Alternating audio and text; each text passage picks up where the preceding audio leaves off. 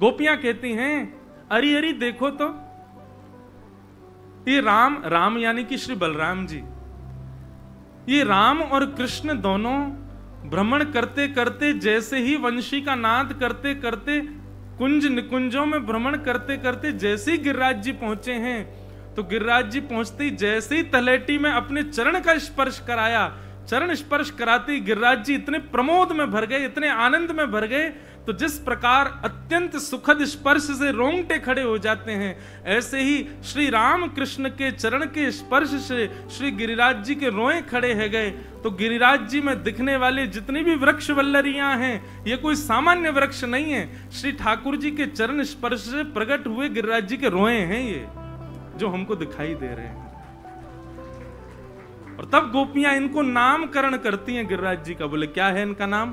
बोले श्री हरिदास वर्य, हरिदास वर्य। पहले तो हरिदास कहा, तब दूसरी गोपी बोली हरिदास तो सब हैं, ये कौन है? बोले हरिदास वर्य। हरिदास वर्य के दो अर्थ होते हैं। एक अर्थ तो हरिदासों में अग्रगण्य, हम सब हरिदास, और हमारे आगे हमारे स्वामी मॉनिटर, या ऐसा कहो हमारे निर्देशक कौन है? श्री गिरिराज जी। तो पहला अर्थ हरिदास वर्य का, हरिदासों में जो श्रेष्ठ हैं वो हरिदास वर्य। और दूसरा अर्थ हरिदास वर्य का क्या है? जो हरिदासों को हरिदास बनना सिखावे, वो श्री गिरिराज जी। मैंने कितनी कथाओं में निवेदन किया, और आज तो मैं खुल के निवेदन करूं, अब 7 दिन तक वो निवेदन ही करना है। भैया, यदि वास्तव में जीवन में हरिदासत्व चाहते हो, तो सबसे पहले गिरिराज जी की शरण ग्रहण करो। श्री गिरिराज जी की कृपा के बिना आप श्री ठाकुर जी और श्री जी के दास नहीं बन पाओगे।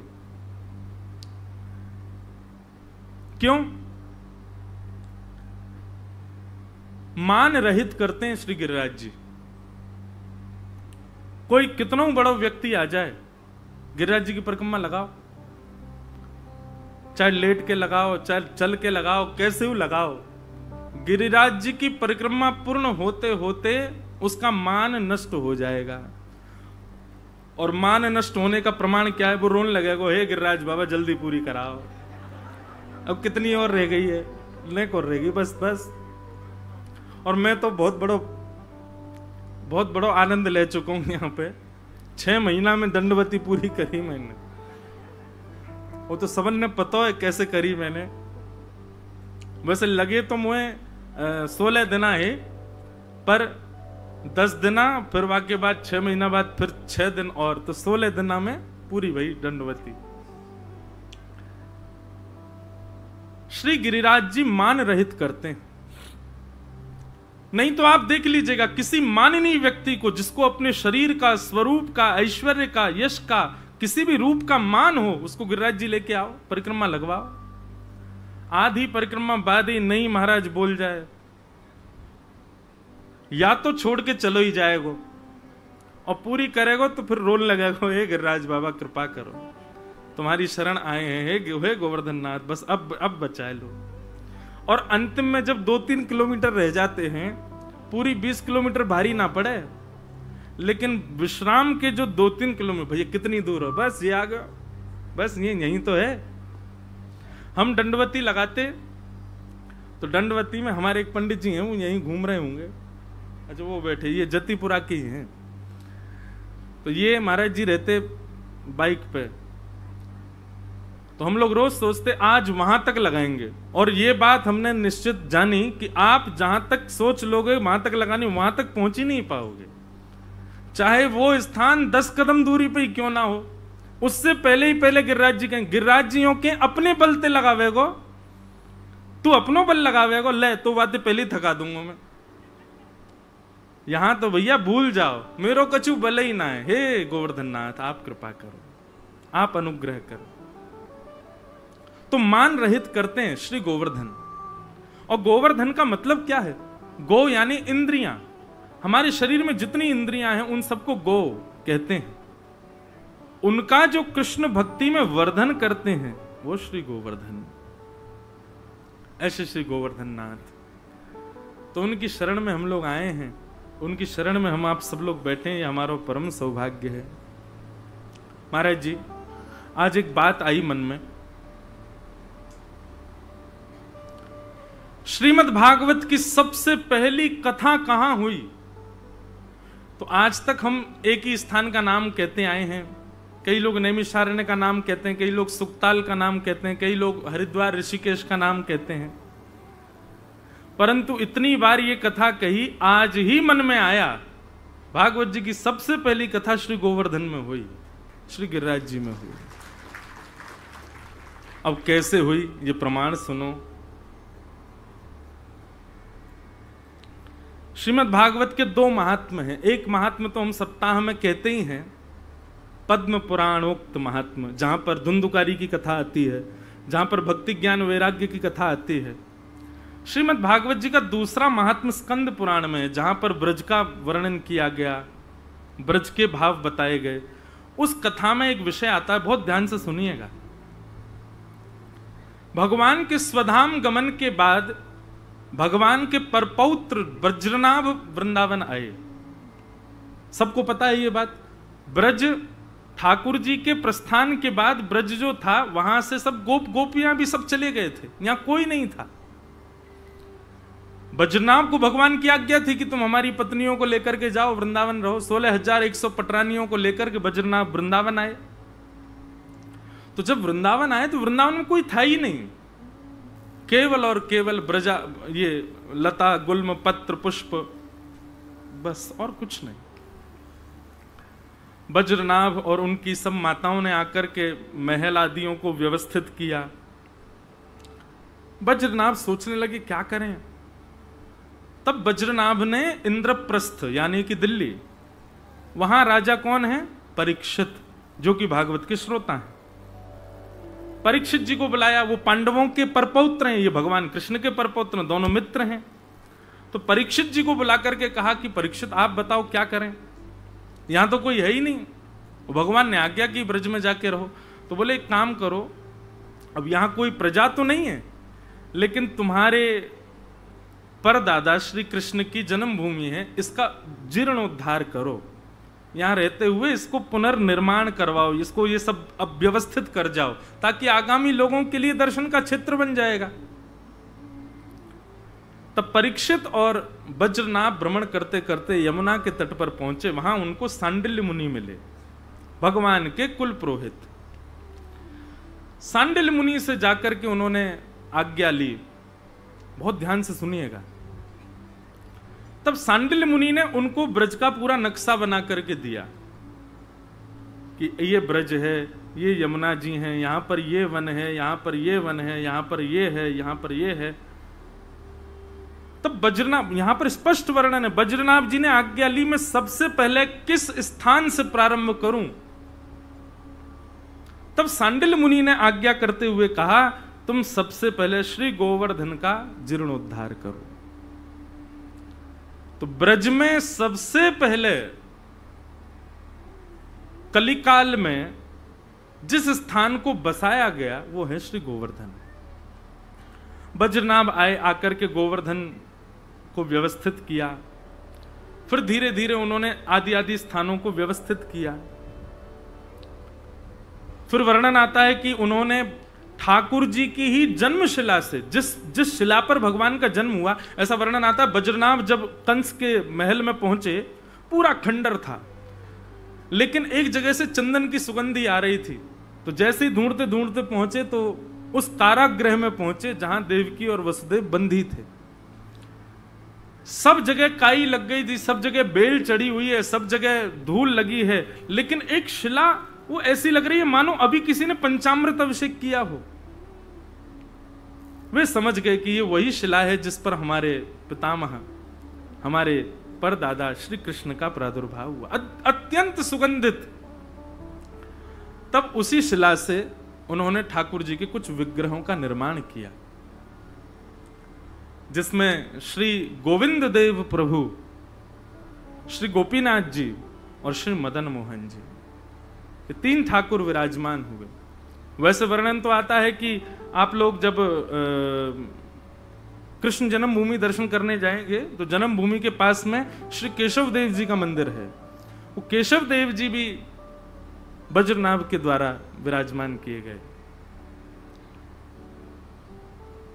हमारे ब्रज का एक बड़ा पुराना कीर्तन, उसमें वर्णन भी आता है, जय जय राधे कृष्ण राधे गोविंद, केशव जी कल्याण गिरधरण छबीले लाल, केशव जी कल्याण गिरधरण छबीले लाल, मदन मोहन श्री वृंदावन चंद, मदन मोहन श्री वृंदावन चंद, जय जय राधे कृष्ण राधे गोविंद।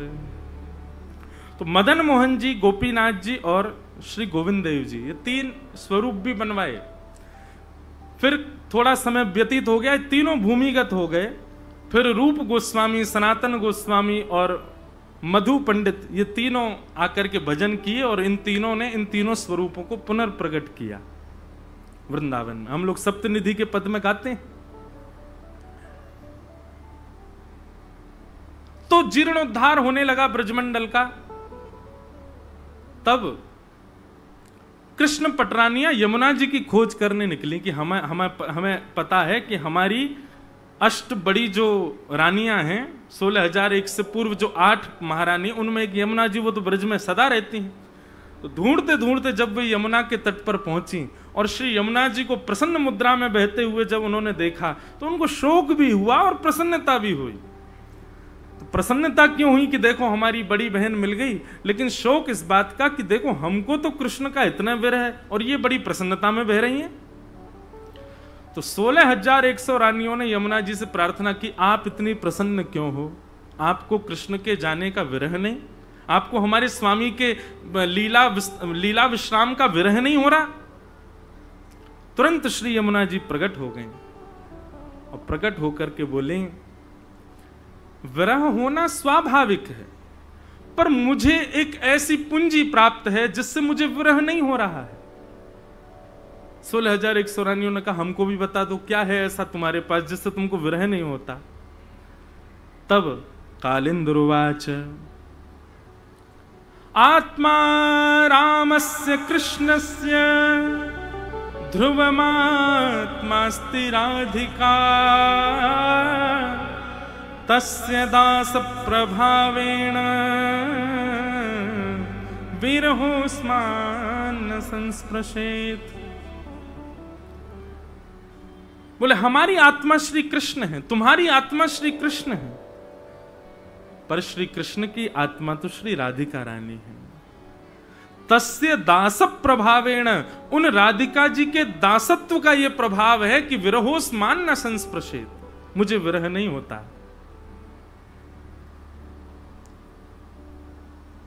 कृष्ण पटरानिया बोली, उनके दासत्व में ऐसा क्या है? बोले, जाके अधीन सदा ही सांवरो, जाके अधीन सदा ही सांवरो, या ब्रज को सिर ताज हमारे माई, या ब्रज को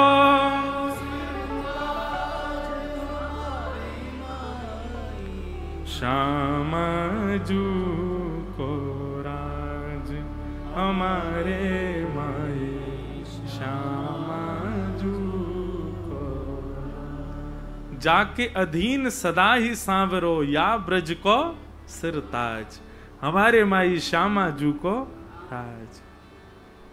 श्री विठ्ठल विपुल विहारिण केवल, ज्यों जलधर सो गाज हमारे माई श्यामा जू को राज। इतना सुंदर इसका मुझसे किसी ने अर्थ पूछा कि विठ्ठल विपुल विहारिण केवल जो जलधर सो गाज। मैं बद्रीनाथ जा रहा था और महाराज जी मैं पूरे रास्ता यही सोचता रहा, इसका अर्थ क्या है, इसका अर्थ क्या है? जो जलधर सो गाज। और जब बद्रीनाथ पहुंचा ना, तब भाव समझ में आया। श्री विठ्ठल विपुल विहारिण देव जी कह रहे हैं, बोले किशोरी जी की सामर्थ्य कैसी है, किशोरी जी के शरण में रहने वाले कितने निडर हो जाते हैं।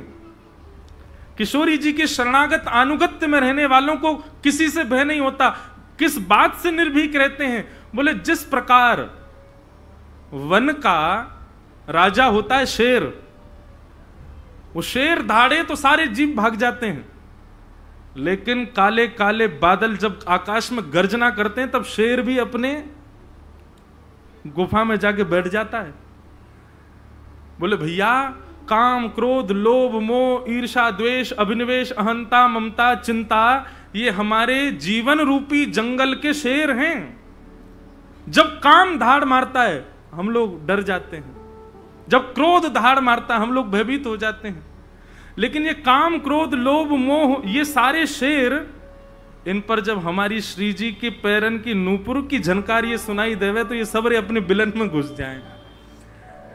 विठ्ठल विपुल विहारिन केवल जो जलधर सो गाज, जैसे जलधर गर्जना करता है, जलधर माने बादल, उसकी गर्जना सुन करके शेर भी अपने बिलों में, अपने उसको बिल थोड़ी होता, क्या होता है उसका, गुफा होती है। लेकिन भैया किशोरी जी की कृपा जाके ऊपर है, वाके लैया तो शेर बिलन में ही घुस जाए अपने। जो जलधर सो गाज हमारे माई श्यामाजू को राज। ऐसी किशोरी जी, यमुना जी कहती हैं, बोले कि उन किशोरी जी की शरण में जाओ, उन किशोरी जी की शरण में चले जाओगे तुमको विरह नहीं होगा। क्यों? बोले जाके अधीन सदा ही सांवरो, हम जिस श्री कृष्ण के अधीन हैं वो कृष्ण उनके अधीन हैं। तो सीधे तुम नीचे सीधी बात कहूं तो कोई अन्यथा ना ली जाए, ब्रज में ही है भैया, पीए फियन के चक्कर में मत पड़ो, सीधे प्रधानमंत्री तो ये संबंध बनाओ। ठाकुर जी तो किशोरी जी के पीए हैं। हम उनके पीए ज्यादा भाव खाते हैं, जो सेक्रेटरी होता है वो ज्यादा भाव खाता है।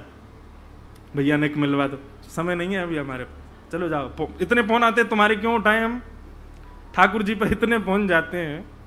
किशोरी जी फोन थोड़ी रखती होंगी, किशोरी तो पौड़ी रहे तो आनंद विराजी रहे। ये ठाकुर जी ही रुकावट बन जाते हैं कई बार। इतने फोन हमें कौन कौन के उठाऊं, तो सीधे किशोरी जी तो ही संबंध बनाओ। और भैया किशोरी जी से, किशोरी जी के अनुगत्य के लिए ब्रजवासीन को प्रसन्न रखो, वैष्णवन को प्रसन्न रखो, संत जनन को प्रसन्न रखो, ब्रजरज को खूब आनंद से ब्रजरज की सेवा करो, गिरिराज जी की सेवा करो, यमुना जी की सेवा करो। इन सब की सेवा से श्री जी प्रसन्न है जाएंगे, और श्री जी प्रसन्न है गई तो ठाकुर जी पे फिर और कोई चारा नहीं है। उनको हमसे प्रसन्न होना ही पड़ेगा, उनको हमसे सुख लेना ही पड़ेगा। तो श्री यमुना जी कहती हैं कि जाओ किशोरी जी की शरण में जाओ।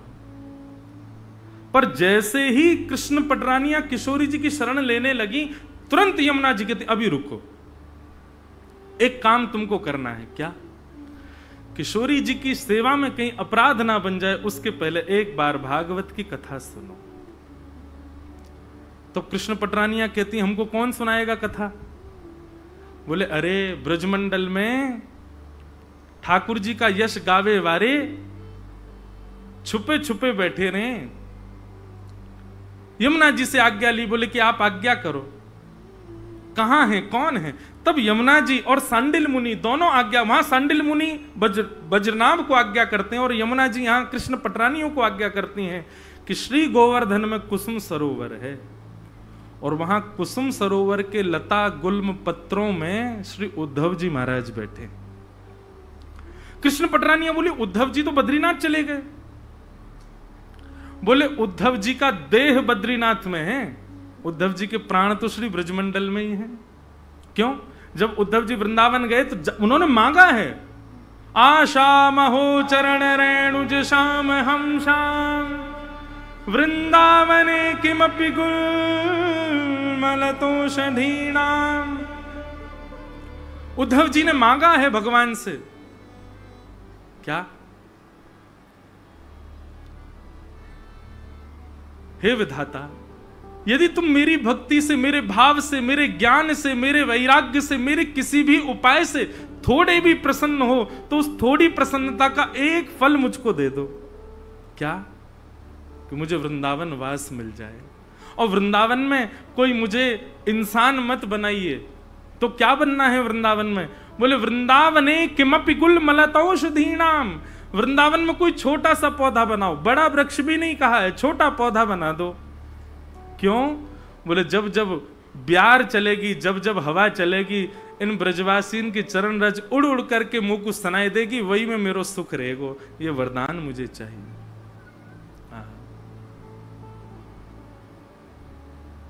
एहो विधि ना तो पे अचरा पसार मांगू, जन्म जन्म दीजो याही ब्रज बसिवो, जन्म जन्म दीजो याही ब्रज बसिवो।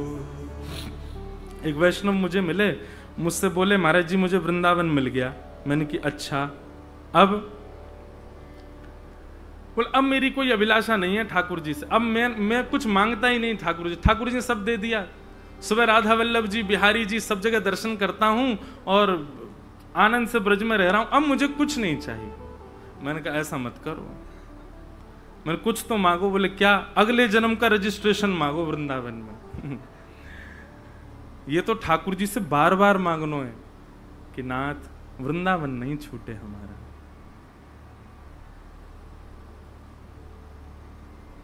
एक भाव श्री गिरधर लाल जी ने लिखवाया, बहुत सुंदर। राधिका रानी जी, कहा मांगनो है? किशोरी जी से। राधिका रानी जी, वृषभानु दुलारी जी, राधिका रानी जी, वृषभानु दुलारी जी, राधिका रानी जी, वृषभानु दुलारी जी, राधिका रानी जी, वृषभानु दुलारी जी।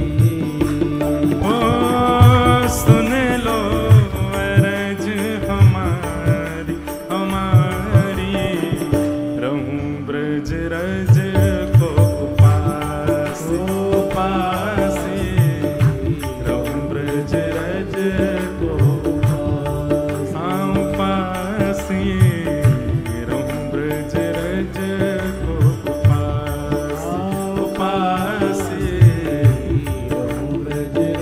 भाव से करताल बजा के।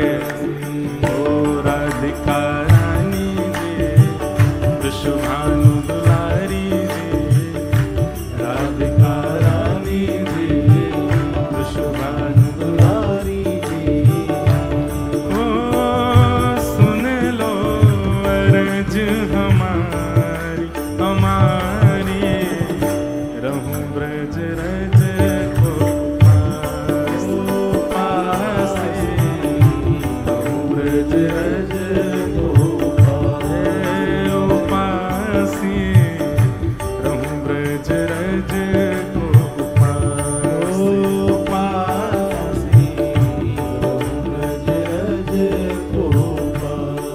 किशोरी जी।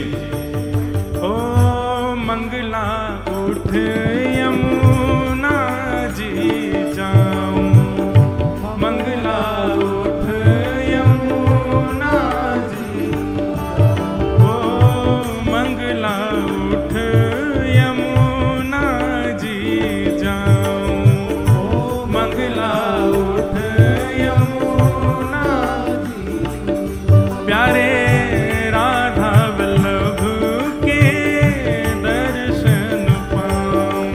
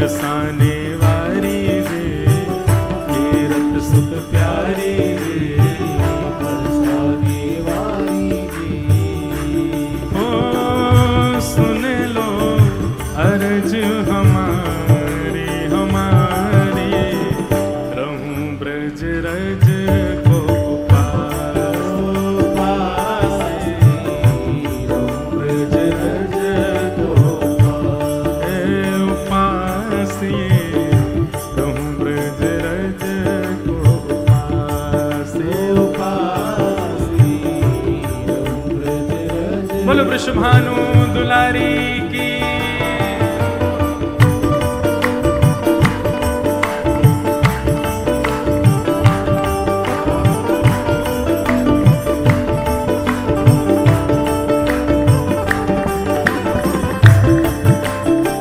श्री गोवर्धन नाथ की, गिरिराज धरण की।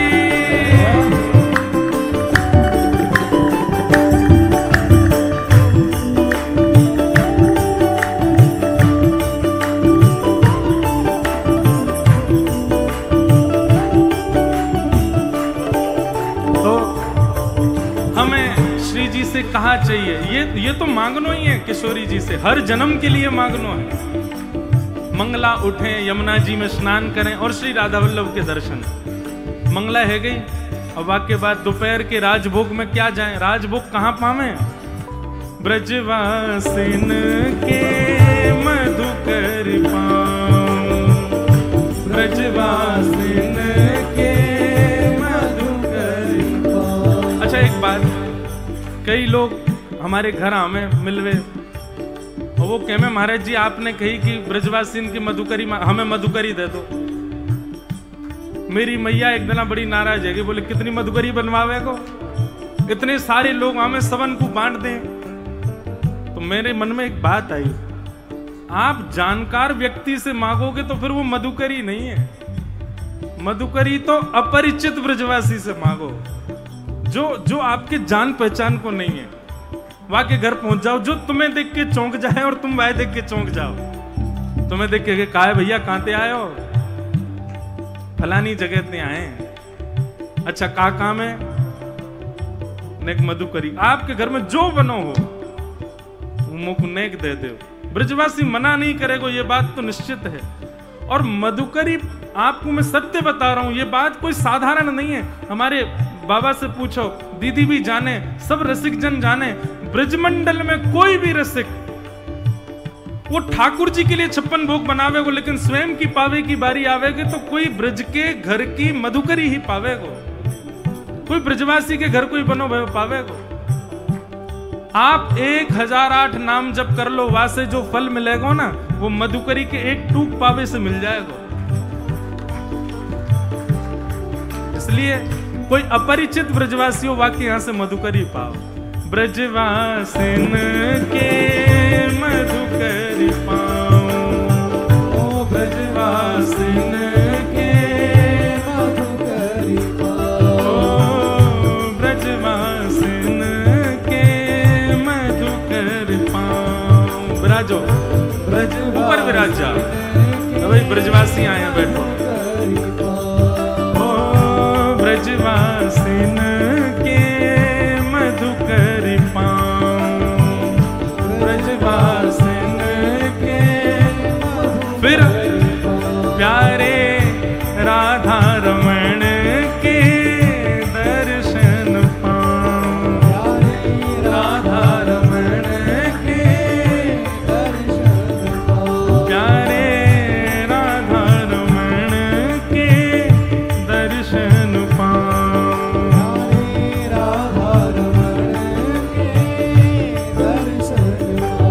महलनवारी जी, वृषभानु दुलारी जी, महलनवारी जी, वृषभानु दुलारी जी, ओ महलनवारी जी, वृषभानु दुलारी जी, ओ महलनवारी जी, वृषभानु दुलारी। गाओ सब लोग,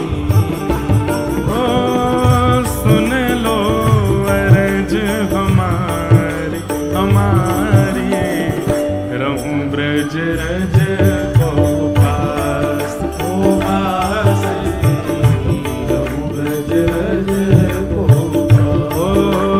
पास, रहूं ब्रज रज को पास, पास, रहूं ब्रज रज को। करताल बजा के गाओ। हे राधिका रानी जी, वृषभानु दुलारी जी, राधिका रानी जी, वृषभानु दुलारी जी, ओ सुन लो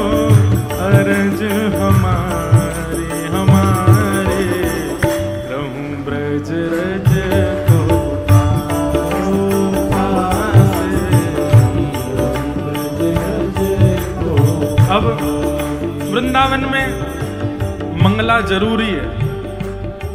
बाहर से आवे वारेन के काजे और जो वृंदावन को पानो चाहे मंगला में जरूर, चाहे राधा वल्लभ जी जाओ, राधा रमण जी, बिहारी जी तो मंगला करे ही ना है। जहां भी मंगला हो मंगला दर्शन। दूसरा वृंदावन में मधुकरी आवश्यक है।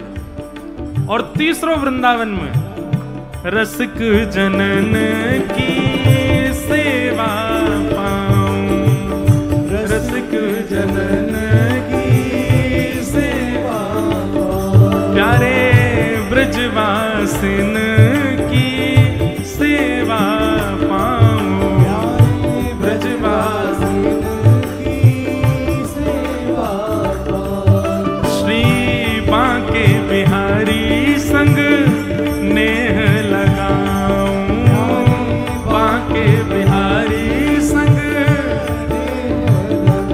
प्यारे बांके बिहारी संग नेह लगाऊं, बांके बिहारी संग हरिदास दुलारी जी कीरत सुत प्यारी जी, हरिदास दुलारी जी कीरत सुत प्यारी जी, ओ हरिदास दुलारी जी कीरत सुत प्यारी जी, हरिदास दुलारी जी कीरत सुत प्यारी जी। ओ सुन लो अर्ज हमारी हमारी, रहूं ब्रज रज को पास पास, रहूं ब्रज रज को पास, रहूं ब्रज रज को पास, बल वृषभानु के जमाई की।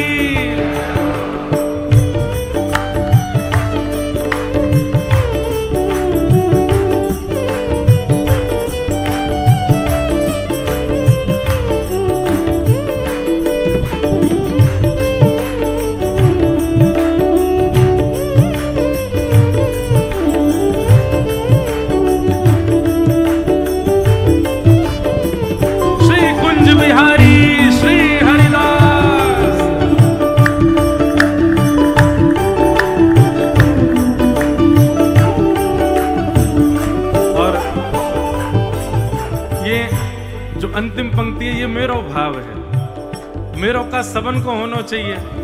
राधा रमण जी दर्शन है गए, राधा वल्लभ जी है गए, बिहारी जी है गए, और विश्राम कहाँ है?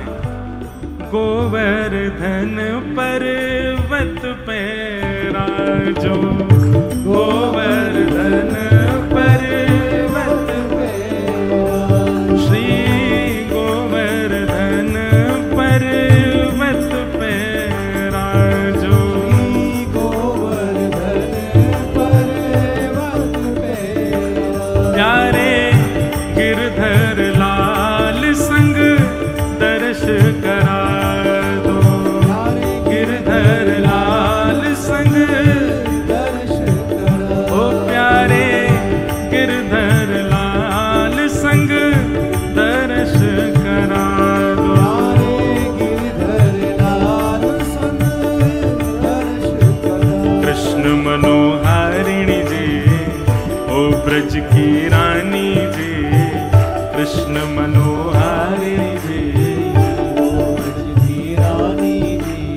किशोरी जी को जब प्रादुर्भाव भयो ना, तो कथा आवे कि किशोरी जी सब कर रही हैं पर अपने नेत्र नहीं खोल रही हैं, किलकिला रही हैं, हंस रही हैं, अपने हाथ पांव चला रही हैं। वृषभानु जी उत्सव कर रहे हैं पर किशोरी जी अपने नेत्र नहीं खोल रही हैं। तब श्री नारद जी महाराज को आगमन भयो। नारद जी से वृषभानु जी ने कही बधाई हो। वृषभानु जी बोले भैया खूब सुख है बधाई को, पर एक शंका, एक पतो ना, एक पीड़ा है मन में। बोले कहा भयो? इतने दिन है गए लाली को आए भय, इतनो उत्सव है रो, सब बहुत अच्छा है, ऐसी प्यारी लाली भैया, ऐसा सुंदर वाको मुख रूप है, हंसे भी है, सब क्रिया करे, लेकिन नेत्र नाए खोल रही है अपने। नारद जी बोले मैं न जाऊं भीतर? बोले हाँ जाओ, तुम बताइयो। वृषभानु जी बोले ठीक है मैं बाहर ही खड़ा हूं। नारद जी भीतर गए। आहा, सुंदर स्वर्ण के पलना में श्री जी सोई हैं, पड़ी हैं। सुंदर रत्न जड़े भये हैं। ऐसा सुंदर मुखमंडल। महाराज नारद जी को मूर्छा आ गई, एक बार तो दो बार संभालो स्वयं को। और वाक्य के बाद दंडवत प्रणाम करके अपनी वीणा लेकर के नारद जी, हे कृष्ण मनोहारिणी, जैसे ही कही है कृष्ण मनोहारिणी, अभी कछु दिना की है श्री जी। कृष्ण मनोहारिणी मतलब कृष्ण के मन को लुभावे वारी, या कृष्ण के मन में सदा रहवे वारी, दोनों अर्थ हैं।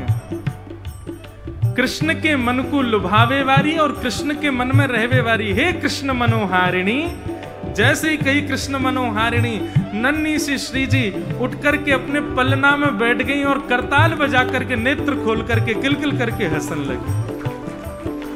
नारद जी वीणा लेकर के यही कीर्तन कर रहे हैं, कृष्ण मनोहारिणी, कृष्ण मनोहारिणी। और ज्यों ज्यों कृष्ण मनोहारिणी कहें त्यों त्यों श्री जी को उत्तान कीर्तन है रहे है। ब्रजमानु जी बाहर खड़े खड़े सुन रहे हैं, बड़ी जोर से कीर्तन चल रहा, पर ये करताल कौन बजा रहे है और ये बीच बीच में हंस कौन रहे हो है। खिड़की से झांक करके भीतर देखो तो महाराज, आहा, नन्ही सी किशोरी जी, नन्ही सी हमारी श्री श्यामाजू अपने पलना में बैठी हैं, जो कि संभव ही नहीं है। कछु दिना की बैठ कैसे सके, और बैठ करके अपने मृग नेत्र जो अभी तक जन्म के बाद खुले ही ना है, उनको खोल करके उनमें प्रेमाश्रु भर करके कृष्ण को स्मरण करके आनंदित है रही है। कृष्ण मनोहार। जब भी बरसाने जाओ एक बार जरूर बोले करो, हे कृष्ण मनोहारिणी की। कृष्ण मनोहारिणी श्री जी को बहुत प्रिय है। कृष्ण मनोहारिणी जी, ब्रज की रानी जी, कृष्ण मनोहारिणी जी, ब्रज की रानी जी। ओ सुन लो अर्ज हमारी हमारी, रहूं ब्रज रज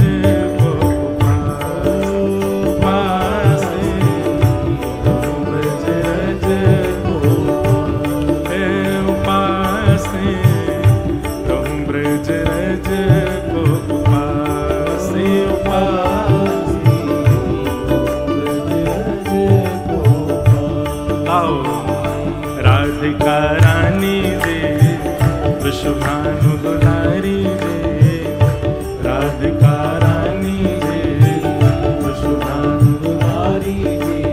ओ सुन लो अर्ज हमारी हमारी, रहूं ब्रज रज